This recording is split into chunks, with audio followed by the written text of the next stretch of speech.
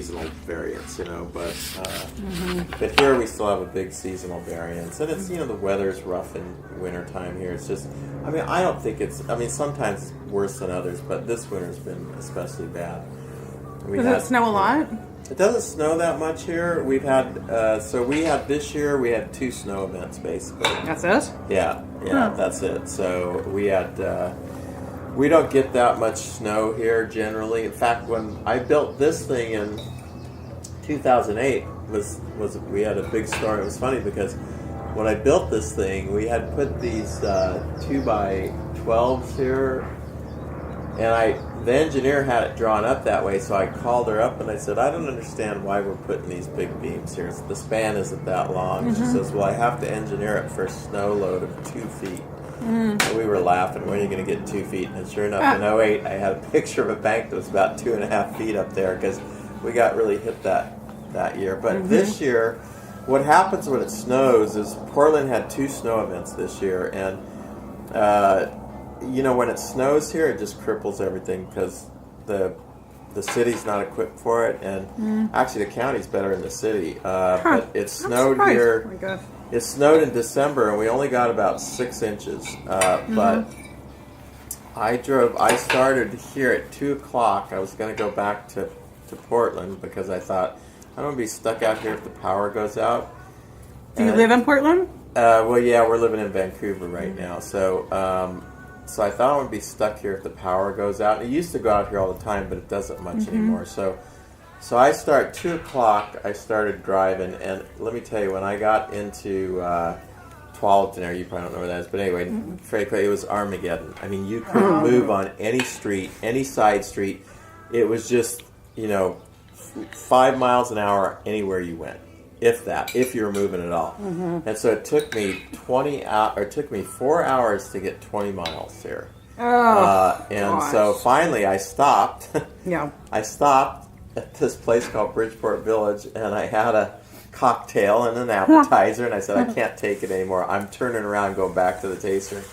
So then I turned around and went back to the taster, another 4 hours to get back. It was unbelievable. It was just, I was never so happy to finally get out of Newburgh, because once I got past Newburgh, it was free sailing, but the back roads were, they were covered with snow, but my car was I was fine. It was just, the traffic was unbelievable.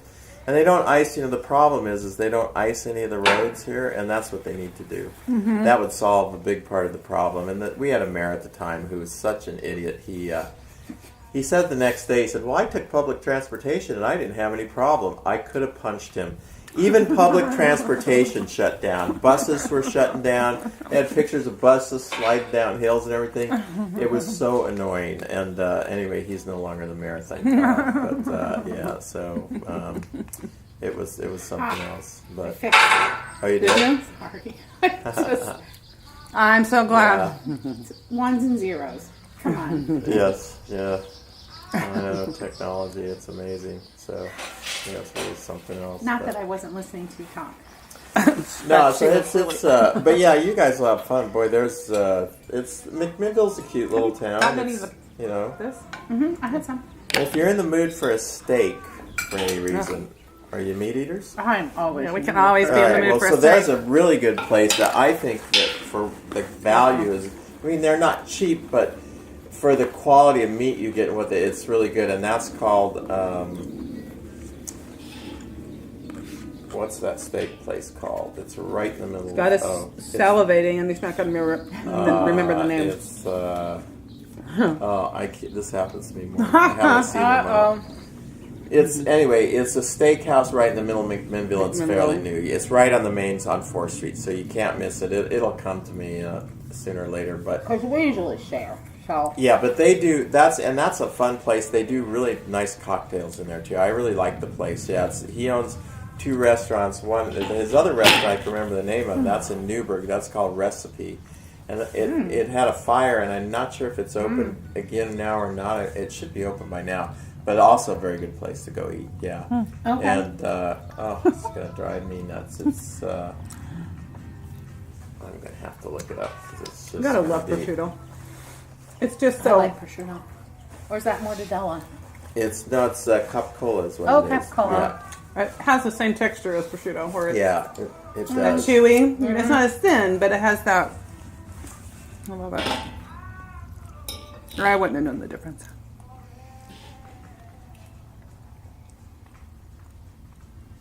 Let's see what we have Oh, we have your gate code now. here. So look out. Steak restaurant in McMinnville. We'll see if this comes up. Gosh, I was just telling somebody about this yesterday and had a hard time remembering. Then I remembered it.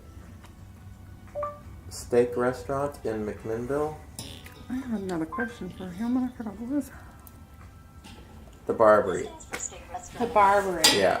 Cool. Yeah, that's a really good. That's good. A lot of little fun places around now, you know. And then if you're going to one of your wineries and you're starting off in the morning, and you're driving, you know, through from McMinnville. I mean, I know Carl's Winery, so you're probably coming back this way. Yeah. Stop at Carlton Bakery and have some coffee. They have a great Okay, well now you hit on it. Great little bakery in Carlton. Now you hit on it. Great bakery in Carlton. Yeah, Carlton I mean, their stuff's a Bakery. little sweet, some of their pastries, but I love some of their Hello. pastries. It's really they're And very there's something good. wrong with that. With pastries. Yeah. With Nothing sweet wrong with pastries. pastries. Yeah, Mm-hmm. yeah, Oh, that's wow. a good spot. This is Yeah. a really good photo, y'all. Oh I'm yeah, gonna go this way though. with the spread. Quit chewing. What are friends for? Exactly. Yeah. Exactly. Well, let me tell you a little bit about us, quick. Yeah. I'll do the Reader's Digest version. So we love to travel, and We don't want to work. Good for you. Sound like my wife. She's the same way. Yeah. Smart women. Yeah, yeah. well, by day she's a pharmacist. I'm a physician. And we don't want to do that. No, and so Right. we started this 7 years ago, but it was an idea. 7 Right. years ago. Yeah. 4 years ago is when we started putting it together. And the whole idea was, how do we take people like us who want to travel and see the vineyards and wineries Right. and connect them with a good experience, with those people who have that great story, who have good wine, because it can be hit or miss. Right. And Absolutely. your time's valuable, and you're traveling, and you don't Right. want to Right. stop at bummer after bummer after Right. bummer Yes, place. yes, right. So we decided that what we would do is create a site where people could go and say, hey, I'm traveling from here to there, or I'm visiting here. So radius search Right. or linear search. And I want to go this far off the road, and I want to visit these vineyards and wineries, and I want to be able to figure out something about them so I know if I want to stop there. So to the public, it's free. It's a completely free service. And Micah and Tom Joe added a layer of complexity to that by saying, well, let's blog about them. And as technology... Silly decisions. No, That's work. I think it was great. No, I know, no. I'm just teasing. And then we added video. And then we Yeah. added social media. And it actually morphed into something we didn't see from the beginning, but which has become a really awesome way to connect small, medium-sized vineyards with consumers and help Right. increase Yeah. their direct-to-consumer sales. Right. Yeah. And we've learned And- so much more about that direct to consumer. Yes. That it's That's a huge part of everybody's. it is. Yeah. It's what keeps us floating. Yeah, and we Yes. know how people buy their Yeah. wines. They buy from the labels and the stories. Right. We know that. So Now, we didn't in the beginning, but Yeah. now we do. Yeah. And then we started connecting with other wine bloggers and forming this network. And for our revenue side of things, what we've created is a page for each vineyard and winery. So we put every vineyard and winery in the world on our map. It's 26,000, something Yeah. like that. Right. Which They're all there, Right. yeah, but they're there as a dot. Gotcha. Gotcha. Then we- Right. with an address. Yeah. and whatever's A in the phone number, database. address. Yeah. Right.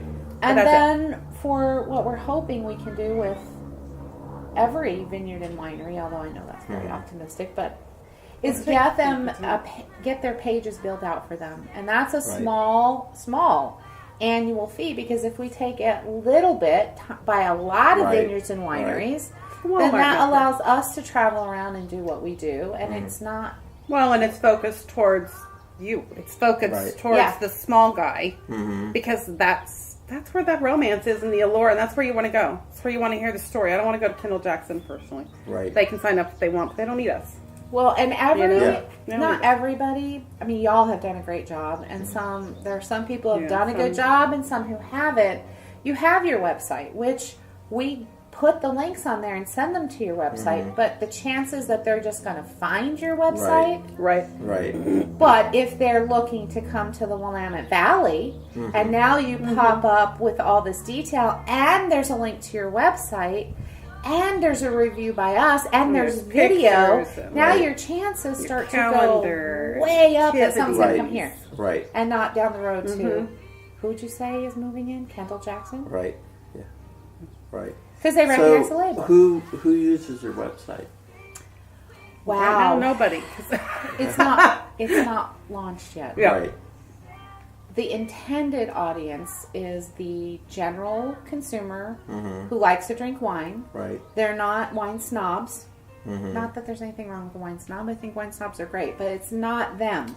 Mm-hmm. They have their own network and their own sources. Right. It's the people like us That who- like to go meet people and go to the tasting rooms. Right. That's what we're Right. hitting for. I mean, well, we're it's relatively not about the wine. relatively somewhat knowledgeable. I'm not. I know now a difference between Pinot Noir and this and that, but I know what I like in my mouth. Right. Yeah, that's simple. And I don't yeah. care how great a wine you tell me it is. If I don't enjoy Exactly, the taste of it, right. I'm not going to buy a bottle of Yeah, it. exactly. So right. people from me, or even less knowledgeable than me, Mm-hmm. who are scared to even go in a tasting room, aren't sure, Mm-hmm. like, I'm going to walk in there, I don't know anything about wine, and why would I go do that? So Right. we make it accessible to all of those folks, Mm-hmm. all the way up to people, I think, who are relatively knowledgeable, and they just might not have known about you. And Mm-hmm. Right. they're curious. Ooh, poor soils. Ooh, let's go see what kind of wine they're making. Right. Right. So yeah. that's the gamut of people who would use the site. Yeah. So Yeah, that's our interesting. plan. Yeah. Well, it's a good. Traveling and going to wineries sure beats slogging it out. Doesn't it, It's my though? wife. She just wants that. She was in the corporate world for years and years. She was in, Yeah. and she's like so tired. So she finally, it was unfortunately she ran into a boss who, after 12 years at this company, and I mean, she was basically, just like her golden little parachute was in reach, and she ran into this boss who just did not like her style, and basically told her, you know what, you're not going to be working here much longer. And it's after she's in pharmaceutical sales. So she sold a drug called Vivitrol, if you know what that is. Yeah. So she was a manager and had managed salespeople, but her boss just. My wife's a very direct, kind of strong, direct, outgoing person, and her boss just did not. Oh yeah. Got a new boss and did not like her. So Strong Too much direct like her, women. probably.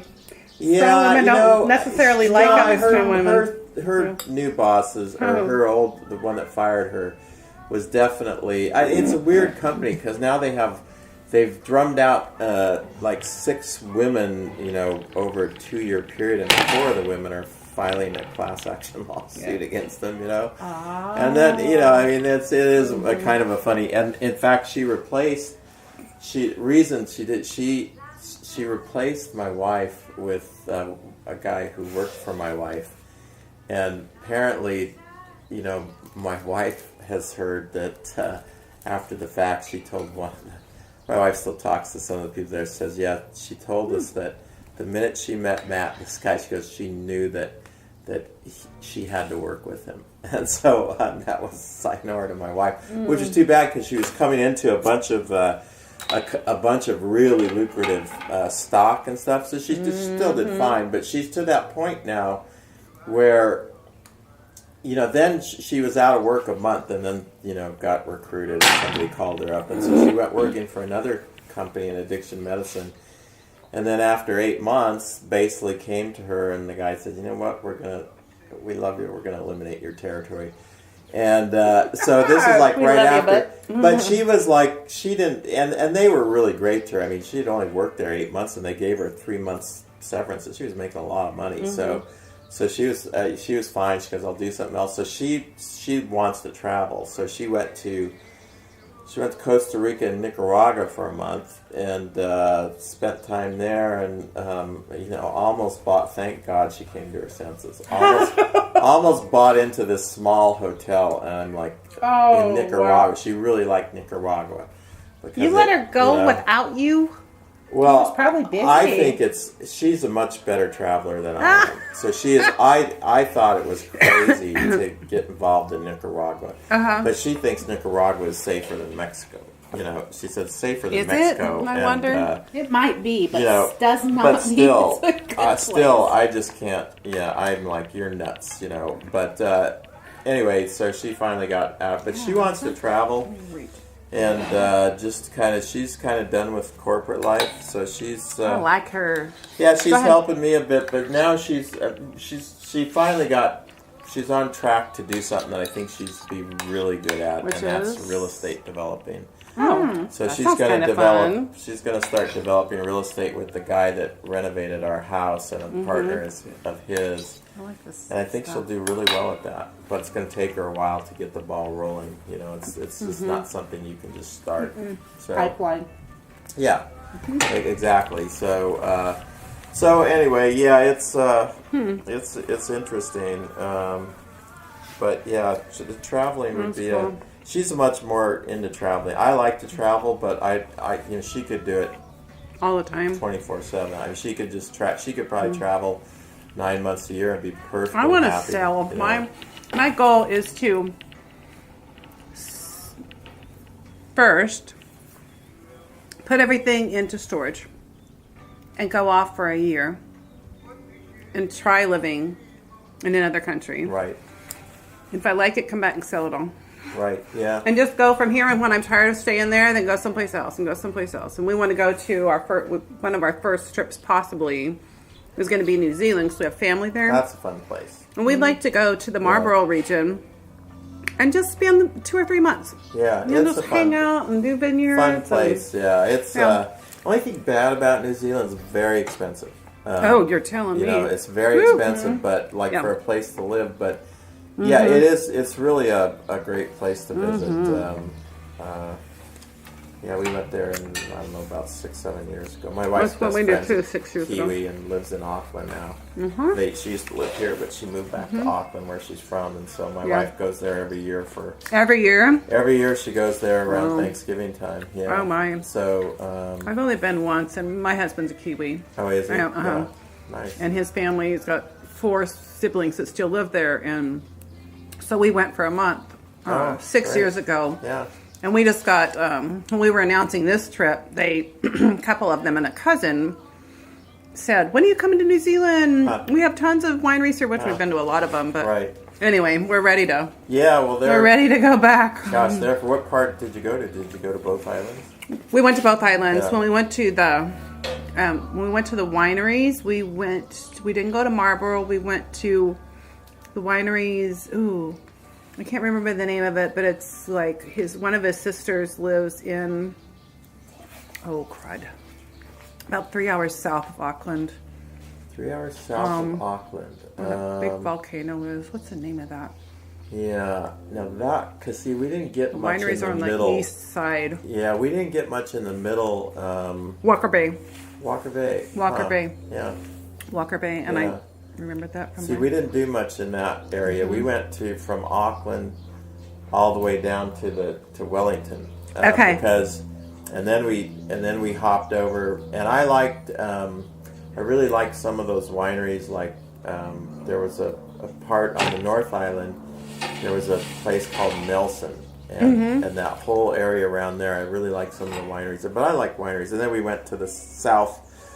To Central Otago, which is the big that's where we went, because that's right by Christchurch. It is down that. What's Christchurch is What's the college town where all the college students are out in the backpackers? Are you thinking about the mountain town?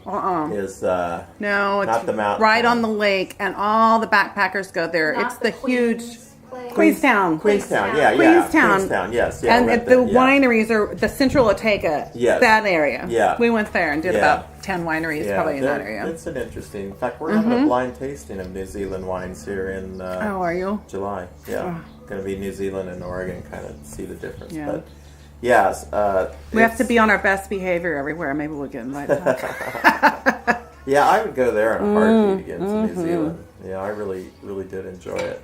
Well, I want to do Argentina too. Chile and Argentina. I would, yeah, it'd be kind of interesting. Because we're learning how to speak Spanish, and Oh yeah, we would just love to. yeah, It'd be so cool. that would be an interesting trip for sure. It really Yeah, would.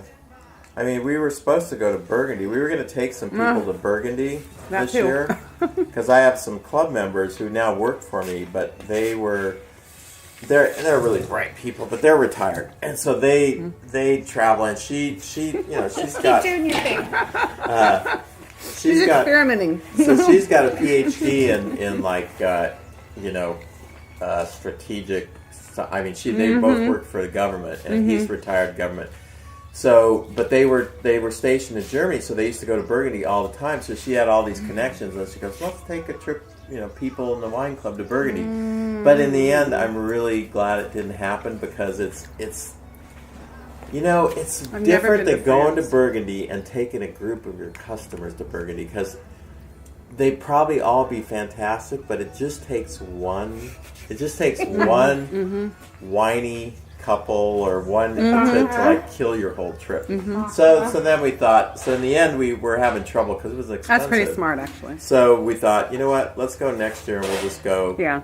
on our own with a couple of friends, including them, but not with taking customers. That way, we don't have to worry about it. It's not, I don't want to go and have.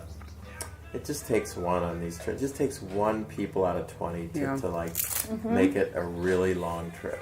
So, Well, you just know that if you Yeah. ever need somebody, yeah, we're there for you. Yeah. That's great. Well, We're we've there had for you. people ask us if we wanted to do tours and take Right. people on tour, and our grand hope was to gather such a big following is that when we say, hey, we're going to go toward the Willamette Valley, there were enough people in this part of the world that they would actually come with us Right. Yeah. and come taste with us, and we're headed there Yeah. Yeah. for sure. I mean, we went from nobody opening our emails and Right, two yeah. likes on Facebook, and we've got a really good following starting to grow now. Nice. So, Yeah.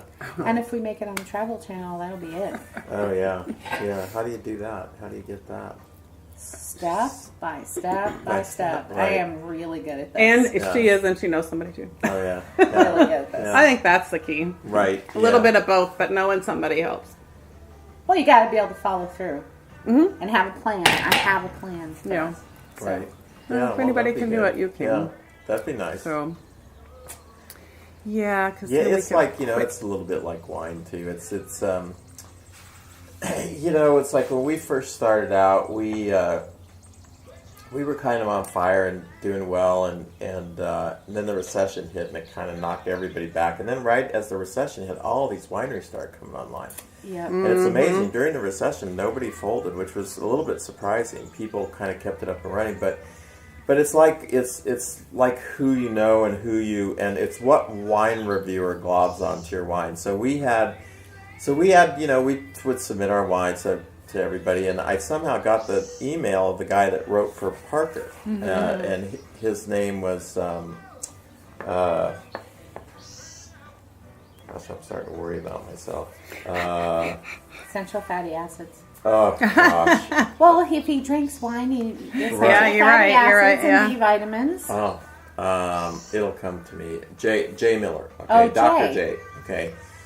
So Jay Miller used to write for the Advocate, and I got his email, and so he came up and sat with me and tasted the wines. Well, and he gave us good reviews, and then the second year our reviews got better, and the third year we're sitting there, and he's like going through one of the wines, and he would never say anything. We just have chit chat, but he'd never talk about his impression of the wines.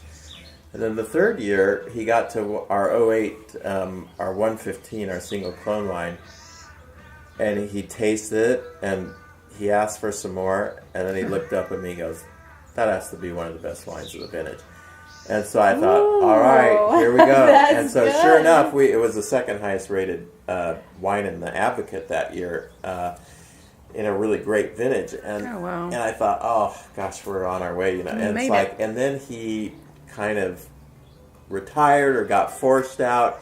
He went to Spain and was sponsored by a group, and the bloggers got on him and just he said, "Screw it, I'm done." And it was so unfortunate because a couple more years of him rating our wines, we would have just been right up there. It was, and then they got this guy who replaced him, who was named David Schildnick.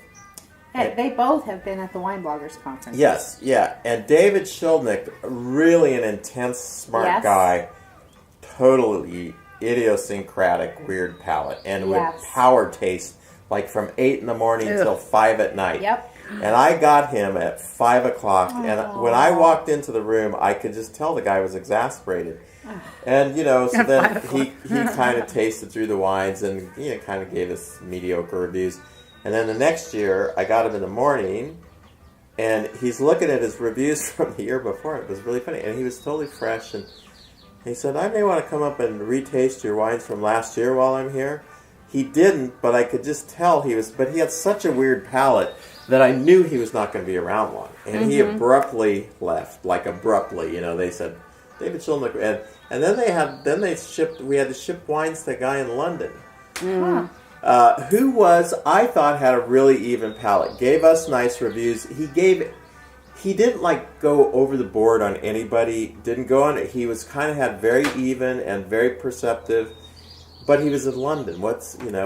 And now we just sent the wines to somebody else in Southern California. So they've been through all these changes, but if you get somebody that likes you, who's it's basically the Advocate and the, and the Wine Spectator. And fortunately, I have tasted once with Harvey Steinman, but he's no longer doing it. He's gotten older and he can't do it anymore. So now there's another guy, and trying to figure out a way to meet him. It's important to get him to your site, because I don't think reviewers understand the wine until they actually see your site. I think that's such a big part of it. Understand what's happening on your site. What sets it apart, the soil. People that review wines, they just don't, the wine world has become way too vast for reviewers to keep up to.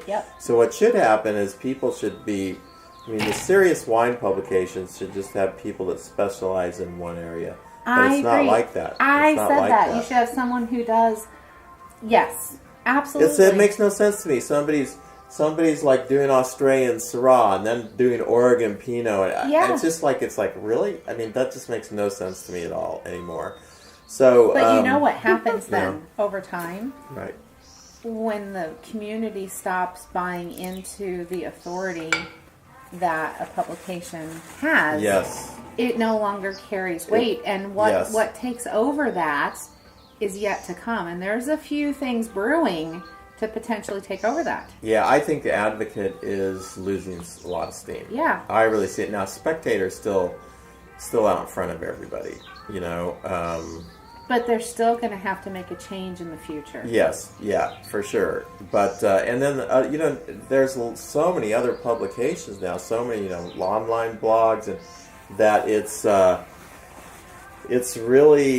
harder to make a splash, because there's just so much, it's like anything else, there's just so much damn information out there. It's making, it makes business harder.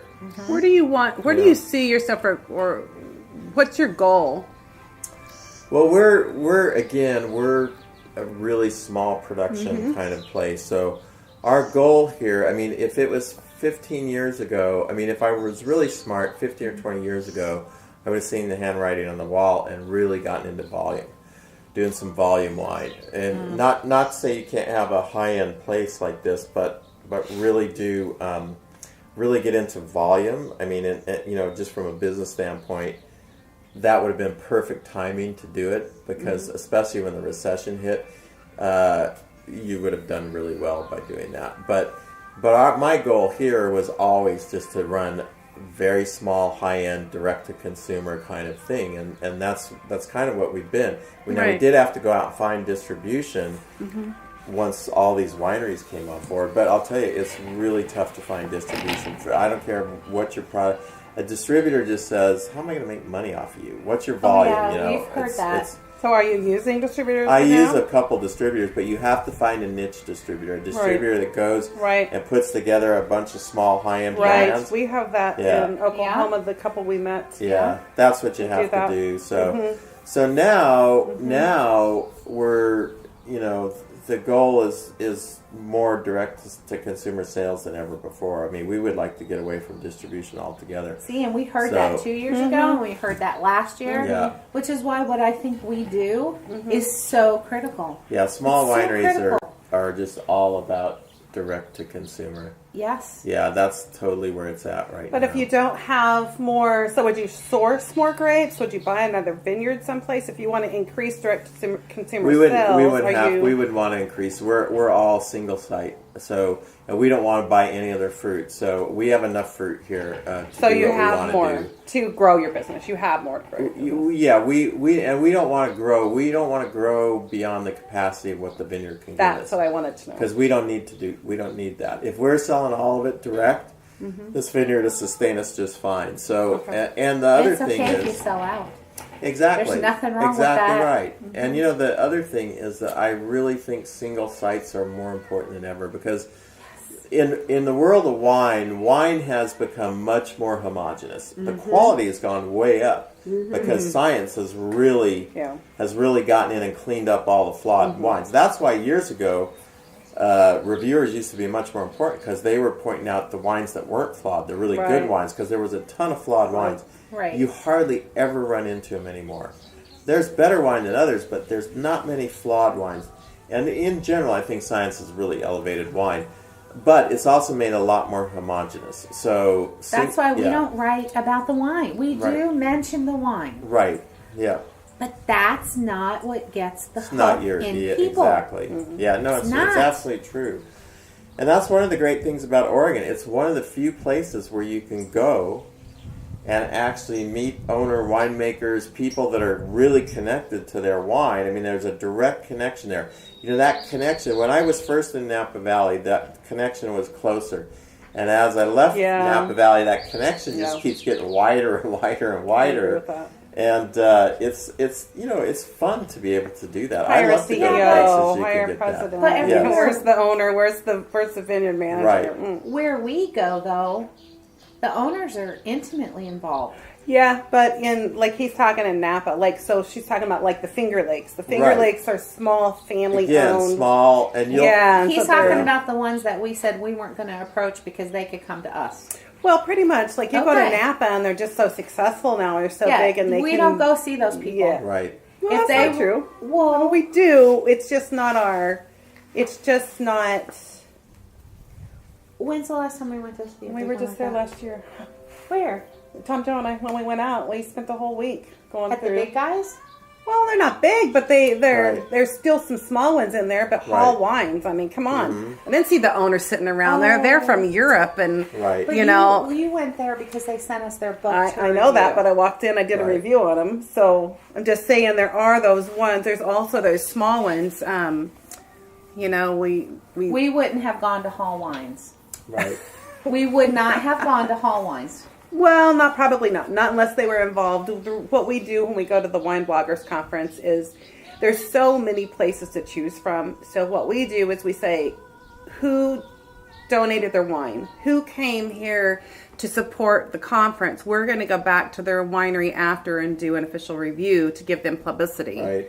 Because we got to choose somebody. Right. We may as well write about the guy that, put $100, $200 out in bottles. Yes. Makes sense. Right. To let us come taste his wine. Right. So his or her.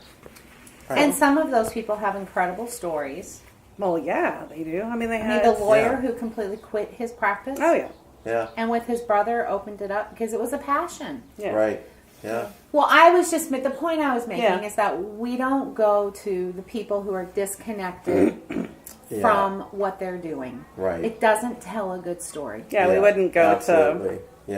We wouldn't go to Kendall Jackson. We wouldn't go to. They'll call not even go us to be on Klein. the map because all small, medium guys are on the map. Right. We don't have to go there, and I don't really want to go there.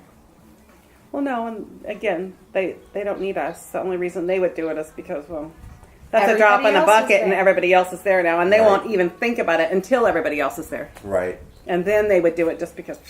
Right. Our You know. husband said we should charge people like that. I still feel maybe. Like if you exceed 10,000 Tiers. cases or Right, something, yeah. it costs you this much, and Yeah. I'm not that capitalistic. I am. I want to travel. No, Yeah, exactly. Yeah. It'll come. It'll come. I'm just teasing. Right. Our model's actually really good. It's like a co-op model. Yeah. Little bit. Everyone does a little. Yep. Comes together. We are helping make a big splash. I mean, I guess it's kind of what Carl does, but on a much bigger Right. scale. Because Right. we don't want clients. Right. We want Yeah. to do what we do for everybody. Right. And if you like it, great. And if you don't like it, Right. Yeah. sorry. Yeah, exactly. Well, yeah. and it's kind of like we were talking earlier before you'd come out. We were eating lunch. Is that when we're at the hotel, people, oh, what are you doing here? And they see our shirts and they're like, oh my gosh. I think it's just so romantic and Right. cool. And, We give out it's like, many cards. yeah, and it's funny because then they have this certain perspective. Well, we do this because we look at you guys and we And say, we think, oh. your passion. I mean, it took guts to go out and say, I really want to do this.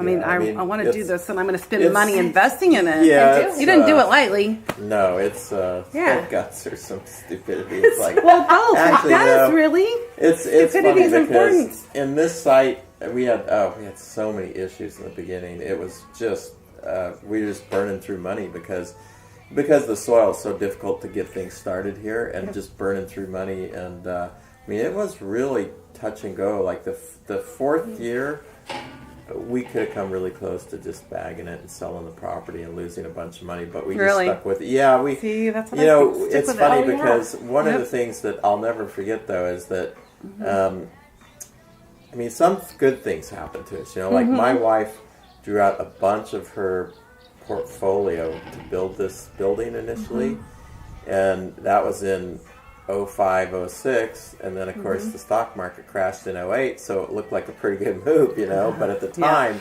it was really stressful. And but I remember we had so many issues with the vineyard, and 03 was one of the worst things that happened to us. So in 03, this block right behind the taste room, 03 in May we had 100-degree days. It was the hottest year ever. And we use these little, normally when we plant in the vineyard is we use what's called bare root, which means that they're grown in a field and cut, and there's a stick and a bundle of roots, and you put them in the ground in the spring. Well, in this, we use these little, hothouse plants. Because we couldn't get any bare root. And of course we hit the hottest year ever, the hottest May. Of course. And we lost that entire block that year. And So you had to replant. that was a real setback. But then in 04 we replanted it, and the whole thing was fine. But in 04, I'll never forget, because 04 was our first vintage. And when I went, the first time I really tried the wine, we got it through fermentation, got it through secondary fermentation. Then in January, I'll never forget, because we were making it at a different winery than we are now, winery I used to work at. And I'll never forget going into the barrel for that first sip. It was like mid-January, and I put it in the glass. And I came home to my wife that night. I said, you know what, crying? Don't worry about it. It's going to all work out. So I said, don't worry about it. It's going to, because I knew what we had. I read that in your... Yeah, I knew what we profile. had when I saw the site, but when I tasted that first taste, I just thought it was like a big black covered, a chocolate covered black cherry, and I just thought it was going to be, I just knew what we had. And a lot of people that come here, it's really interesting. We have a reputation for making bigger Pinot Noirs, and it's not, we actually make them very delicate, very low extraction, but the vineyard here, because of those small thick-skinned berries, gives us a little bit more intensity and bigger wine. And so people really gravitate that, because nobody likes acid in their mouth. Nobody likes that. Now, acid needs to be there to a degree, but nobody likes just to get a mouthful of acid, and so that's one of the reasons why we do blind tastings here. So I do blind tastings where we compare. I'm the only person in Oregon that does this, and the reason I can do it is because I can. But we basically will get consumers. Because yours are good, yeah. We'll do consumers, and I pick the cream of the crop. I pick, in fact, the last blind tasting we had we had that soda that got 98 in the Spectator in there. I like to get wines that score high, and we put them blind. We used to have 8 wines, 7 other wines, one of our wines, and then we show people how to rank them. So people rank them on group preference. And they're a lot of fun. We do them, we reveal, it's got a whole thing. We taste them blind and tell them how to taste, blah, blah. And then at the end, they rank them, and then we reveal them one by one, which is always the best part of the tasting. Right. Because then we know the score, and everybody's wondering which is which. And so it's always a lot of fun. But we've done that for 10 years here. You should definitely put it on yourself, a reminder to email us when you're going to do that. We'll put it out through social media for you. Great. And we do that for a number of the vineyards and wineries we've been to. to. And that's one of the benefits of membership too, once we get to that portion. Yeah. Right. Once our website that will never launch actually launches. It's websites can be tricky if you've got, It is unbelievable to me. They're buttons. It's code. Right. So you've mentioned extraction twice. Can you? I'm obviously the one that's constantly asking. I love the questions and trying to understand what the terminology means and stuff. Can you explain what extraction means exactly? Well, like some people will try to extract things from the skins by either giving them more skin time or heating up their ferments. They'll try to extract more color and tannin, and especially with Pinot Noir. Now, in the olden days, people used to probably routinely blend Syrah with Pinot Noir here. Not that it was legal to do more than 5%, but I'm sure people did it, and I think that probably some people still do it.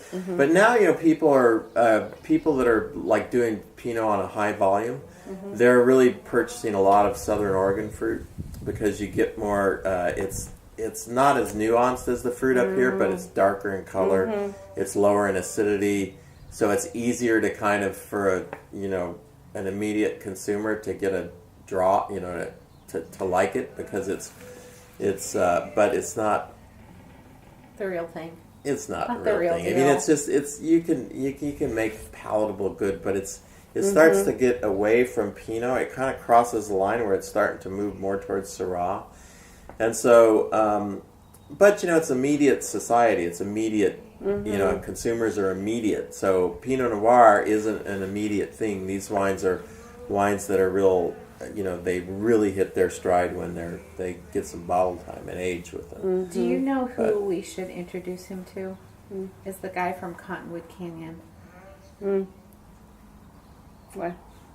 Just because they're talking about age and things, aging and developing, and he was pretty cool when he poured his wines. There wasn't a single one that wasn't at least 5 years old. Really? Yeah. He just wouldn't release them. And he said all these young people or these people coming in.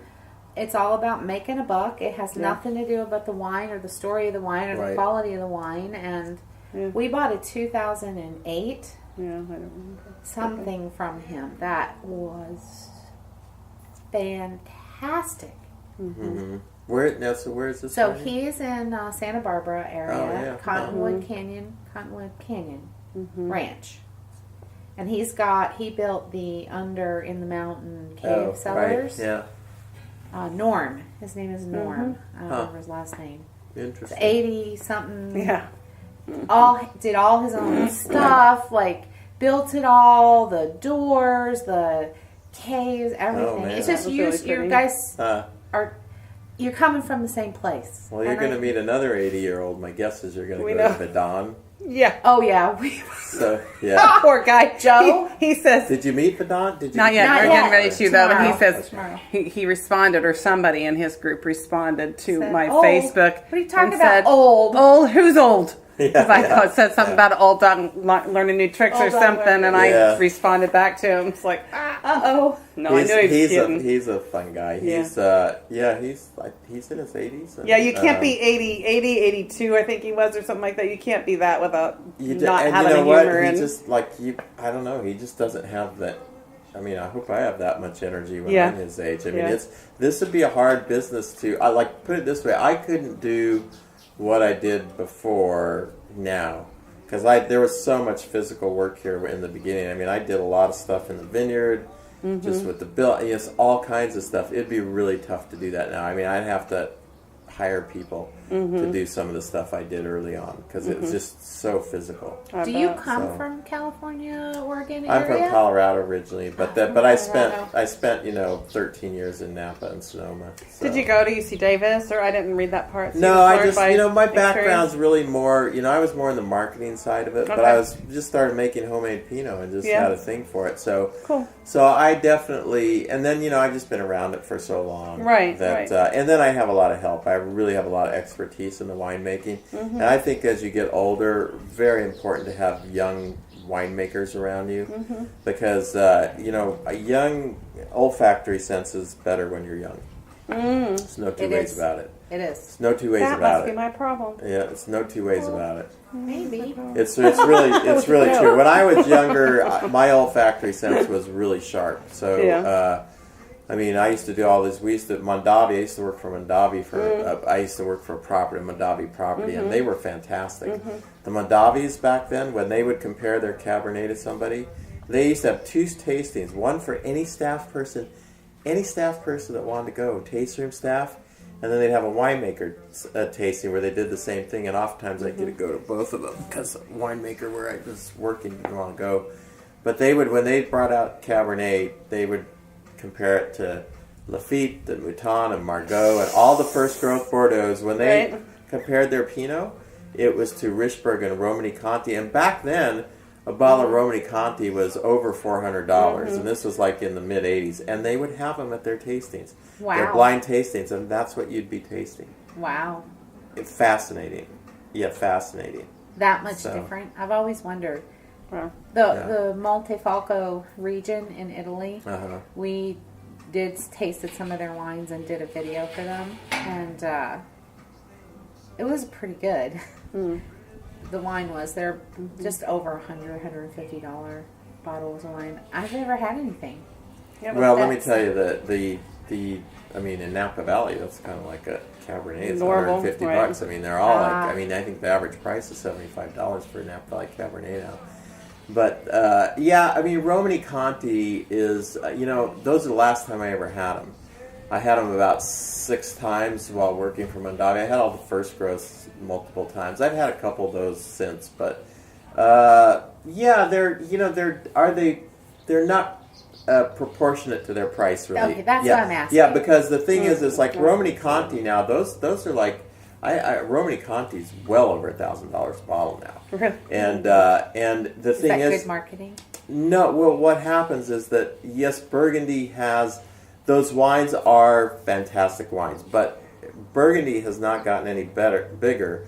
But the demand for Burgundy has gone worldwide, and so especially there's a lot of rich Chinese that are buying Burgundy now, and so the price is just. And the French were good at marketing themselves. They were really good at marketing wine in a snobby kind of way that we're the only place on earth that can do these kind of wines.